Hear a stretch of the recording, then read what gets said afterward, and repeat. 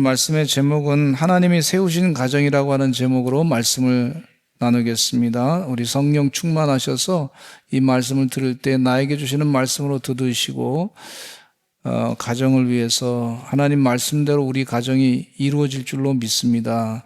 하나님의 축복을 받게 될 줄로 믿습니다. 그 기도하는 마음으로 이 말씀을 들으시기를 간절히 축원합니다. 하나님께서 기도할 때 그 기도를 응답하시고 들으시는 줄로 믿습니다. 첫째는요, 하나님이 세우신 가정이라 그랬습니다. 우리가 만든 가정이라 요즘에 인권을 자꾸 얘기하다 보니까 우리가 다 하는 것처럼 착각하고 있는데 그렇지 않습니다. 하나님이 우리 가정을 만들어 주신 거예요.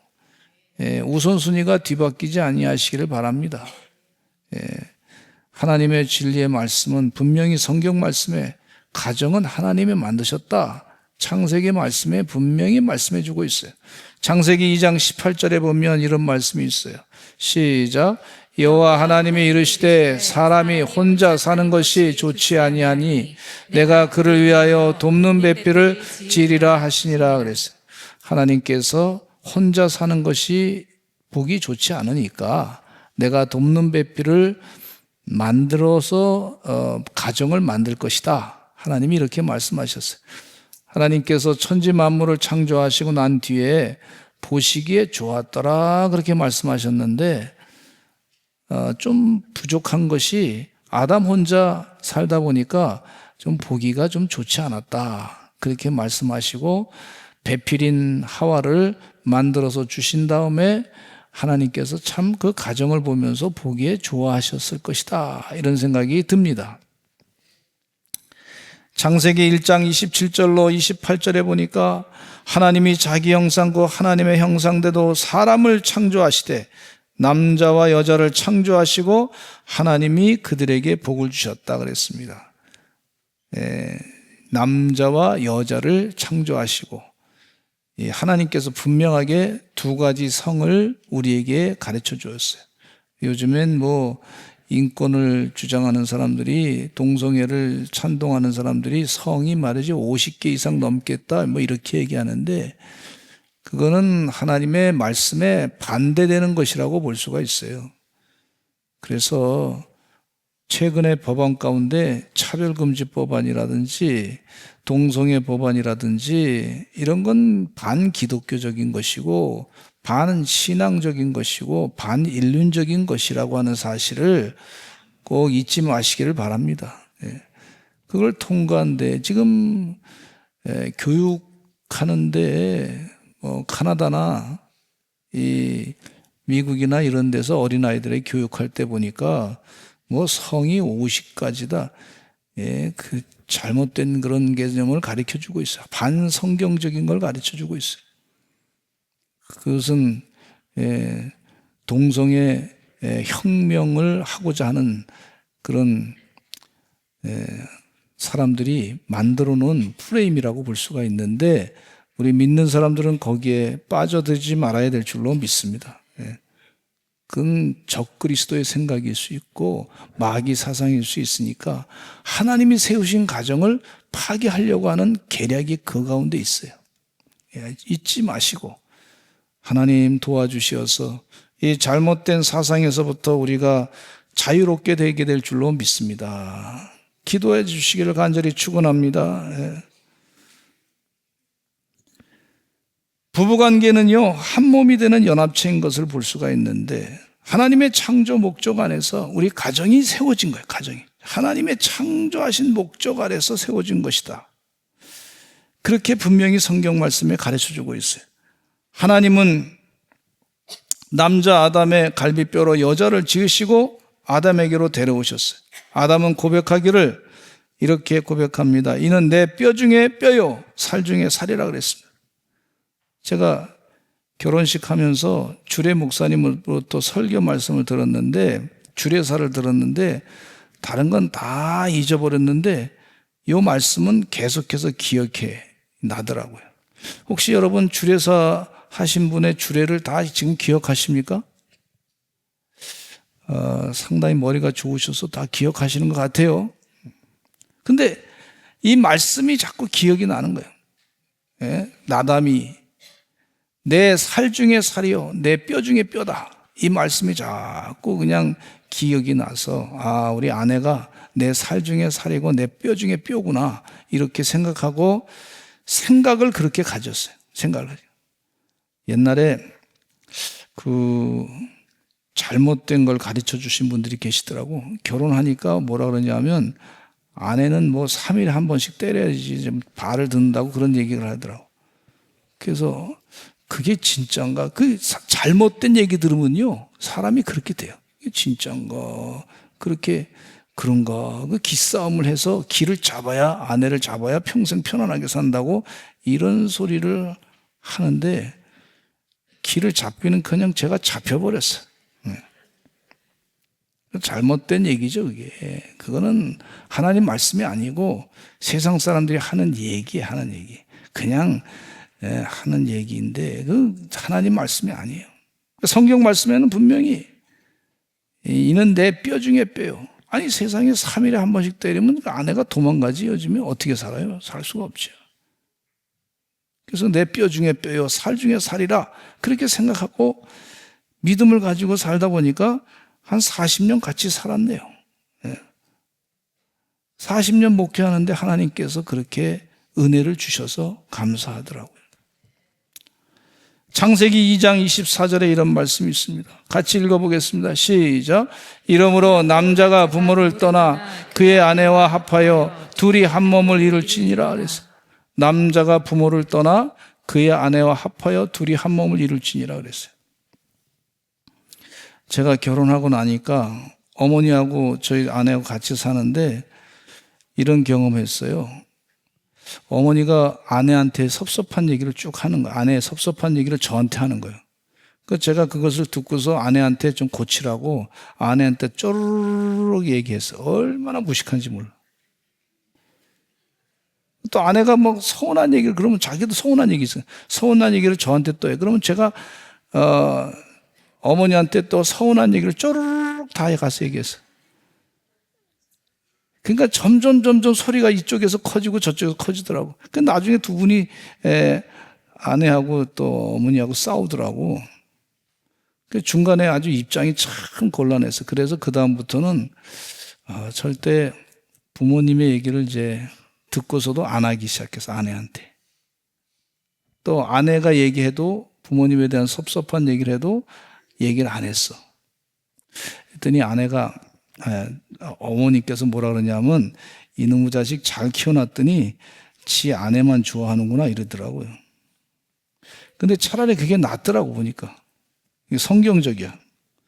남자가 부모를 떠나 그의 아내와 합하여 둘이 한 몸을 이룰지니라 그랬는데 혹시 아들을 갖고 계신 자녀를 두신 분들은 좀 서운해도 지 아내만 좋아한다 이렇게 서운해도 그냥 그게 그런가 보다 그러시길 바랍니다. 성경적이에요, 성경적. 그래서 가만히 저도 생각해 보니까 저도 아들인데 어머니 사랑 많이 받았는데 가만히 보니까 사는 사람은 아내란 말이야. 아내 같이 사는 사람. 어머니 좀 섭섭해도 얘기해도 그냥 어머니 알겠습니다. 그러고 말고 알겠습니다. 그러고 말고 아내한테 쪼르륵 가서 그 다음부터 얘기 안 했어. 안 했어. 그러니까 다툼이 사라지더라고요.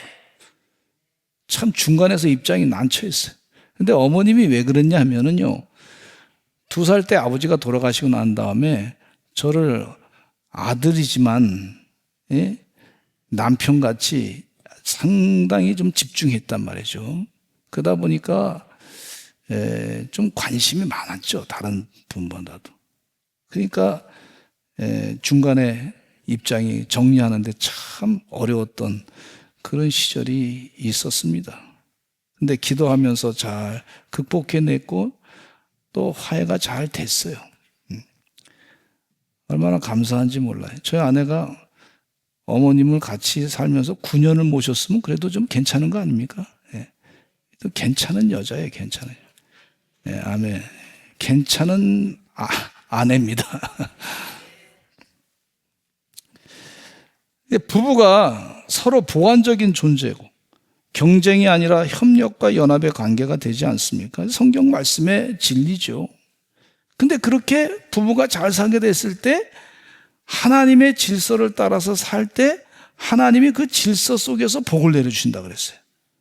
하나님이 복을 내려주시는데 부부가 잘 살면, 믿음으로 살면 하나님의 복을 그 가정 가운데 내려주신다는 거예요. 이게 영적인 비밀이에요.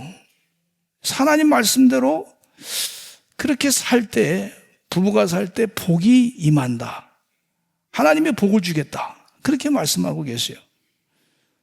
이거 하나님의 약속의 말씀입니다. 주님 은혜 가운데, 부부가 은혜 가운데 잘 살게 기도하시기를 간절히 축원합니다. 혹시 부부간에 갈등이 있으면 제 설교 들으시고 하나님 도와주실 줄로 믿습니다. 힘든 가정이 있으면 하나님 말씀대로 이렇게 살기를 원합니다.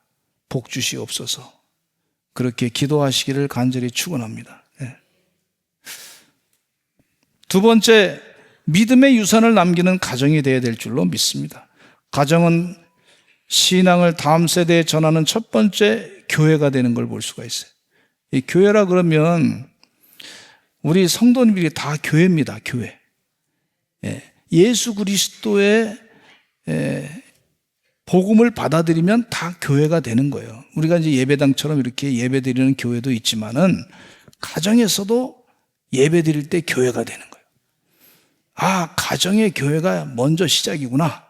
가정이라고 하는 조직을 주시고 그 안에서 믿음으로 살고 하나님 말씀이 전파되면 그게 교회가 되는구나 하는 사실을 성경 말씀에 분명히 말씀해 주고 있어요. 신명기 6장 4절로 7절 말씀에 이런 말씀이 있습니다. 쉐마에 대해서 말씀드리겠습니다. 시작. 이스라엘아 들으라. 우리 하나님 여호와는 오직 유일한 여호와시니 너는 마음을 다하고 뜻을 다하고 힘을 다하여 내 하나님 여호와를 사랑하라. 오늘 내가 내게 명하는 이 말씀을 너는 마음에 새기고 내 자녀에게 부지런히 가르치며 집에 앉았을 때든지 길을 갈 때든지 누워 있을 때든지 일어날 때든지 이 말씀을 강론할 것이며 이렇게 말씀해 주고 있어요. 하나님 말씀을 우리 자녀들에게 자꾸 기회가 있을 때마다 전하시기를 간절히 축원합니다. 지금은 그렇지 않지만 옛날에 부모님들이 도시락을 학생들에게 자녀들에게 싸줄 때가 있었어요. 그런 시절이 있었어요.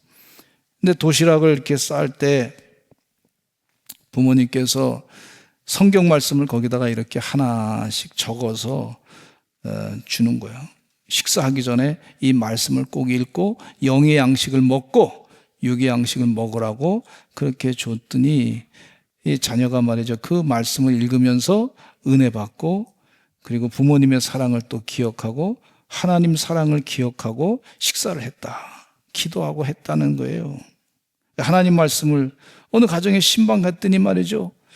그 집에다가 이렇게 문에다가 이렇게 성경 말씀을 다 써놓고 이 말씀대로 그리고 또 그 집안 거실에다가 성경 말씀의 액자를 딱 걸어놓고 식탁에다가 성경 말씀 걸어놓고 그렇게 식사하고 생활하는 걸 볼 수가 있습니다. 근데 그렇게 성경 말씀이 자꾸 전파될 때 하나님 은혜 가운데 그 가정이 기적을 일으키는 줄로 믿습니다. 이스라엘이 역사 가운데 2000년 전에 없어졌었어요. 근데 다시 역사가 2000년 지난 다음에 이스라엘 나라가 1947년에 독립을 했어. 없어진 나라가 2000년 만에 독립한 경우는요, 이건 역사상의 기적입니다. 기적. 그러면 유태인들이, 이스라엘 사람들이 25%가 노벨상을 받는 사람들이 있었고, 그러면 그 사람들이 세계를 좌지우지하는 그런 아주 대단한 민족이 됐는데, 그럼 우리가 배워야 될 줄로 믿습니다. 교육학적으로도 배워야 될 줄로 믿습니다. 2000년 만에 어떻게 나라가 없어졌는데 어떻게 나라가 다시 세워졌느냐, 이거 우리가 배워야 될 줄로 믿습니다. 근데 그 배우는 것 가운데 이 굉장히 중요한 게 이분들은요, 성경 말씀을 토라를 중심으로 신앙생활하면서 나라의 회복을 위해서 열심을 다해서 살았던 사람들이었어요. 우리 가정은 어떻습니까, 여러분? 가정에 스마트폰이 매일같이 질비하고 말이죠. 그것만 다 각자 쳐다보고, 또 가정에서 TV만 상전처럼 모시고 살고, 혹시 그러지 않는지. 하나님 말씀이 중심돼서 살아야 되는데, 우리 교회에서 쉐마 캠프를 꼭 하잖아요. 그냥 하는 게 아니에요. 교육학적으로도 성경적으로도 그렇고, 맞아가지고 토요일 날 이게 꼭 해야 되겠다. 하나님 말씀을 묵상하고 읽어야 되겠다. 암송해야 되겠다. 좀 힘들지만 해야 되겠다. 왜? 2000년 만에 이스라엘 백성들이 나라를 잃었다가 다시 찾은 기적의 역사를 이룬 민족이 했던 것이 뭐냐? 쉐마예요, 쉐마. 이 성경 말씀 신명기 6장을 가르쳐 준 거예요. 그 말씀대로 하나님 말씀을 가르치게 했던 걸 볼 수가 있어요. 이런 기적의 민족의 역사가 있는데 우리가 그걸 배워서 그대로 해야 될 줄로 믿습니다.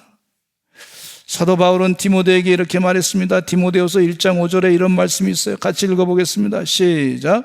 이는 내 속에 거짓이 없는 믿음이 있음을 생각함이라. 이 믿음은 먼저 내 외조모 로이스와 내 어머니 유니게 속에 있더니 내 속에도 있는 줄을 확신하노라 그랬어요. 디모데는 위대한 목회자였습니다. 그런데 그 믿음의 출발은 가정이었던 것을 분명히 볼 수가 있어요. 할머니 또 어머니로부터 받았던 신앙의 유산으로 말미암아 그 귀한 가정에서 훌륭하게 자라난 믿음의 목회자가 됐던 걸 볼 수가 있어요. 그걸 다 사도 바울이 인정했습니다. 300년을 지킨 믿음의 전통의 옛 가운데 구약의 예레미야서의 레갑자손을 들 수 있는데 예레미야 35장에 보면은요, 레갑자손이 조상의 말씀에 대해서 순종해서 전통을 지켜왔어요. 그런데 그것이 하나님의 마음을 감동시켰어. 하나님 마음을 감동시킨 신앙의 유산을 지킨 레갑자손, 칭찬을 받은 걸 볼 수가 있는데, 예레미야는 말씀을 따라서 레갑자손을 성전으로 초청했습니다. 그리고 그들에게 포도주를 권했습니다. 그랬더니 그들이 이렇게 얘기했습니다. 예레미야 35장 6절에 보니까 우리는 마시지 않겠습니다. 우리 조상 요나답이 우리에게 포도주를 마시지 말라고 명령했습니다. 이 명령은 300년 전의 명령인데 300년 동안 그 전통을 지켰습니다. 그랬어요. 그랬더니 하나님께서 이 레갑자손을 들어가지고 이스라엘 백성들이 말 안 듣는 것에 대해서 꾸짖은 걸 볼 수가 있어요. 예레미야 35장 14절 말씀에 하나님께서 이렇게 말씀하고 있습니다. 시작. 그들은 그 선조의 명령을 순종하여 오늘까지 마시지 아니하거늘 내가 너에게 말하고 끊임없이 말하여도 너희는 내게 순종하지 아니하도다. 이스라엘 백성들에게 하나님 말씀을 자꾸 전했는데도 순종하지 않아, 듣지 않아. 그런데 레갑자손은 300년 전에 얘기했던 것을 그대로 지켜가지고 지금까지 전통을 유지하고 있지 않느냐, 하나님 말씀을 지키고 있지 않느냐, 그렇게 칭찬하면서 이스라엘 백성들을 꾸짖는 것을 볼 수가 있어요.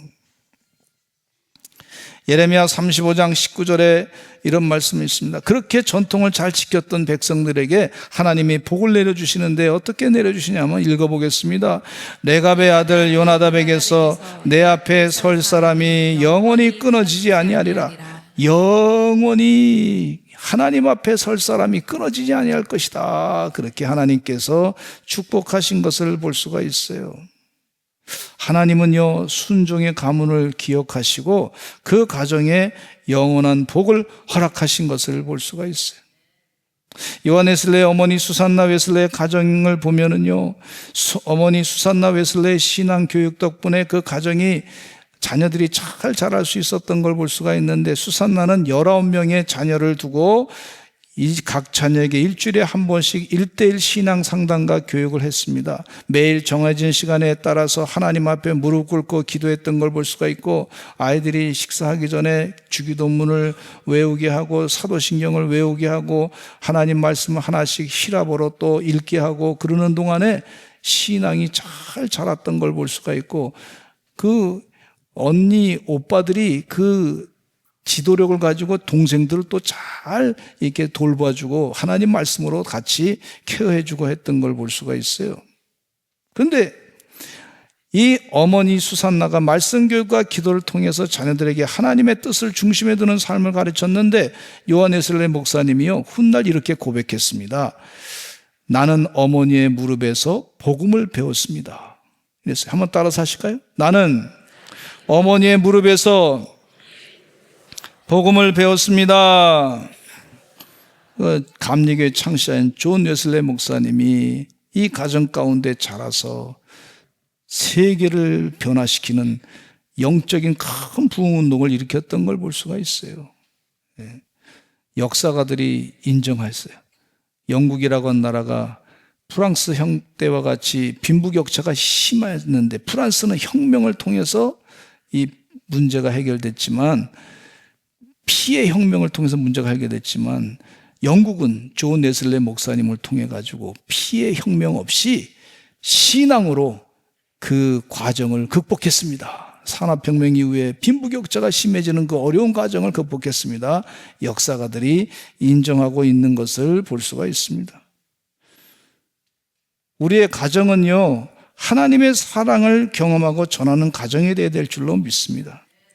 하나님의 사랑을 전하는 가정, 경험하는 가정. 그 가정은요, 하나님의 사랑을 날마다 부모님께서 묵상하고 기도할 때 하나님의 사랑이 자연히 흘러가게 되는 줄로 믿습니다. 하나님의 사랑이 흘러갈 때 하나님의 축복이 같이 겸하여 흘러가는 역사가 있어요. 에베소서 6장에 보면 자녀에게는 부모를 공경하라고 하셨고 부모에게는 자녀를 주의 교훈과 훈계로 양육하라고 했습니다. 이 모든 관계의 핵심은 그리스도의 사랑과 순종인 것을 볼 수가 있어요. 자신을 내어주는 희생적인 사랑, 예수님의 사랑, 그 사랑이 결국 가정에서 경험될 때 그 사랑은 하나님의 사랑을 경험하고 전파되는 가정이 되는 줄로 믿습니다. 할렐루야. 우리 서산제일감리교 성도들이 하나님의 사랑을 경험하고 전하는 축복의 가정이 되시기를 간절히 축원합니다. 회복되는 가정이 되어야 될 줄로 믿습니다. 성경에 회복되는 가정에 대한 말씀 가운데 누가복음 15장 말씀에 탕자의 비유에 대한 말씀이 나오고 있어요. 어느 날 둘째 아들은 아버지로부터 자신의 유산을 달라고 해서 그 유산을 가지고 먼 나라로 갔습니다. 그는 세상에서 원하는 대로 살았고 모든 것을 허비해서 방탕하게 살았습니다. 그러나 시간이 지남에 따라 모든 재산을 잃고 굶주리고 외로움을 느끼게 됐어요. 그는 그때 집에 돌아가기로 결심했습니다. 너무나 부끄러웠지만 아버지께서 나를 용서하실지도 모른다고 하는 희망을 품고 돌아갔어요. 그는 아버지에게 나는 아버지께 죄를 지었습니다. 다시 아들로 받아주실 수 없겠으나 종으로라도 받아주면 좋겠습니다라고 얘기하러 갔어요. 근데 아버지가 그를 멀리서 보고 뛰어가서 그를 안으며 말했습니다. 내 아들이 죽었다가 다시 살아났다. 기뻐하며 잃었다가 다시 찾은 것을 기뻐하자. 그렇게 아버지가 아들이 돌아온 것에 대해서 기뻐했습니다. 가정이 다 회복이 돼버렸어. 할렐루야. 이런 회복의 역사가 있는 가정이 될 줄로 믿습니다. 빌리 그레함 목사님이라는 분이 참 유명하지 않습니까? 세계적인 대부흥사야. 엄청난 부흥사인데 그분에게도 가정에 아픔이 있었는데 따님이 있었는데 이 따님이 한 분이 말이죠, 이 좀 방탕한 생활을 했어요. 집을 떠나가지고 막 그냥 방탕한 생활을 했어요. 근데 그 따님이 빌리 그레함 목사님이 돌아가실 때 장례식에서 이런 얘기 했습니다. 내가 생활이 좀 그랬습니다. 그런데 그러고 나서 한참 방황하고 돌아오는데 집에 오는데 아버지가 기다렸다는 듯이 문을 활짝 열어주면서 웰컴 홈, 집으로 돌아온 걸 환영한다 그랬다는 거예요. 그게 이 따님에게, 방황하고 다니던 따님에게, 아, 집에는 나를 사랑하시는, 받아주시는 아버지가 계시는구나. 그것이 지금도 아버지가 돌아가셨는데 그것이 계속 기억이 난다는 거예요. 러시아의 대문호 레오 톨스토이라고 하는 분은요, 세상이 돈 좀 있고 여유 있고 귀족 출신이 뭐 그러니까 잘 사니까 그냥 행복하기 위해서 막 여러 가지 세상 사람들이 하는 거 다 해봤어. 그런데 별로 마음에 이것도 해보고 저것도 해보고 좀 자극적인 거 해보고 다 해봤는데 별거 아니야. 해봤는데 별거 아니야. 행복이, 마음의 평안함이 없고 행복한 거 못 느껴지는 거예요. 이것도 해보고 저것도 해보고 해봤는데 별거 아니다. 근데 그래서 행복을 찾아서 다녀야 되겠다 해서 행복 찾아서 다니면서 막 집을 떠나가지고 한참 다니는 중에 아주 평범한 농부의 가정을 보게 됐어요. 근데 그들은 가난했지만 하루를 감사하며 살고 있었고, 아침이면 하나님께 기도하고 저녁이면 온 가족이 둘러앉아서 식사하면서 사랑을 나눴어요. 이 톨스토이가 그 광경을 보면서 큰 충격을 받아. 자기는 행복을 찾아서 여기 다니고 저기 다니고 막 그렇게 해서 참 찾아보려고 했는데 가만히 보니까 이분들은 가난한데, 그런데 함께 가족들이 하루 종일 일하고 피곤하지만 가족들이 모여서 기도하고 식사하는 그 모습이 얼마나 평안한 모습인지, 거기서 행복을 찾으러 다녔지만 자기는 그 가정에서 행복을 봤다고 참회록에 그렇게 고백하고 있어요. 제가 어디 여행을 다닐 때가 근데 여행 다니면서 늘 느끼는 게 뭐냐면, 여행은 갔다 와서 집이 제일 편안하다 하는 걸 느끼게 해주더라고. 어디 가면 여행이 굉장히 행복한 것 같은데 세상에 뭐 좋은 거 있다 그래서 가봤는데 갔다 오는데 집이 제일 좋더라. 여행이 결론이야. 우리 천국에 준비해 주신 주님의 집이 제일 좋은 곳인 줄로 믿습니다. 마지막으로 예수님을 모신 집이 되시기를 간절히 축원합니다. 하나님을 모신 집이 되는 줄로 믿습니다. 제가 이번 연회에 갔는데 목사님들이 목사 안수 받는 숫자가 점점 매년 주는 거예요. 금년에는 16명 목사 안수 받는. 제가 처음에 우리 교회 왔을 때 연회 갔더니 목사 안수 받는 분이 30명이 넘었거든요. 점점 줄더니 이제 내년에는 14명인가 그렇게 되고 내후년에는 13명밖에 안 돼. 제가 목사 안수 받을 때는 그 연회가 좀 작아서 그런지 모르지만 93명인가 받았어.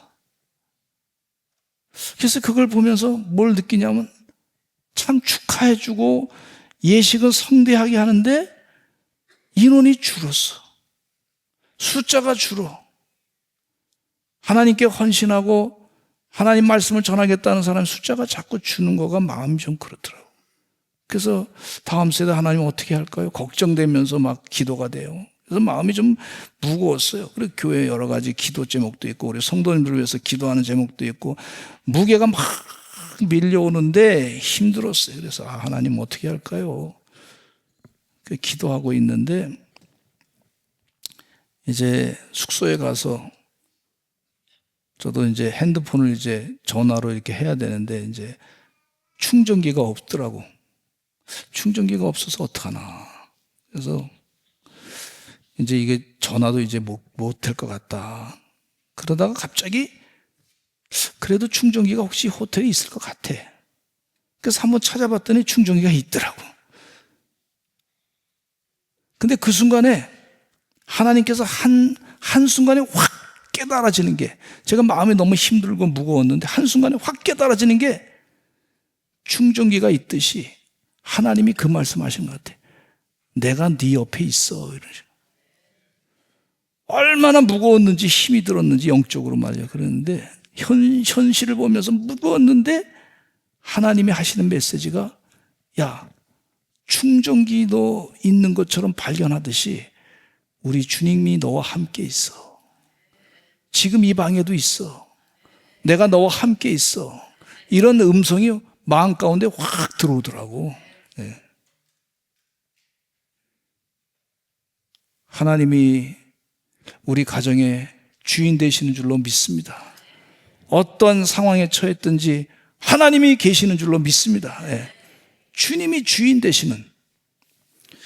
조나단 에즈워즈 가정에 보면 18세기 미국의 부흥운동을 이끈 신학자였던 목회자였던 조나단 에즈워즈 가정이, 그래서 가정이 말이죠, 어떻게 잘 살았나 연구가가 연구해봤어. 그랬더니 조나단 에즈워즈의 후손 1394명을 추적조사했는데 결과가 나타났는데, 그 후손들 가운데는 대학 총장이 13명, 교수님은 65명, 판사는 100명이 나왔고, 의사 60명, 목회자, 선교사는 100명 이상 나왔고, 국회의원은 75명이 나왔고, 부통령은 1명 이상 배출됐어요. 근데 같은 시대에 신앙과 도덕 없이 방탕하게 살았던 맥스 주크라고 하는 사람은요, 후손이 903명인데 범죄자는 300명 나왔고, 거지는 100명 이상 나왔고, 정신병원 입소자는 50명 나왔고, 매춘부는 60명 나왔고, 감옥 수감 기간 총 합이 1200년이나 됐어요. 1200년. 하나님을 모시고 사는 가정과 하나님을 모시지 않고 사는 가정이 연구가에 의해서 역사적으로 그렇게 구분이 됐단 말이에요.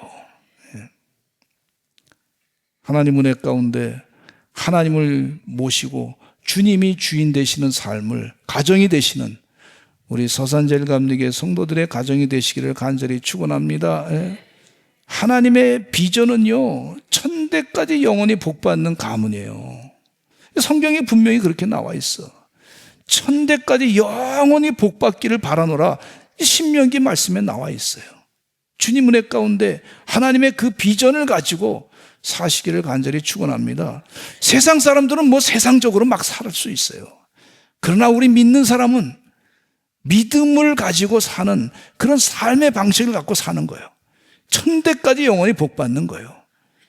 하나님의 비전을 가지고 믿음 생활 잘 감당하시는 가정이 하나님의 축복을 받는 가문이 되시기를 간절히 축원합니다.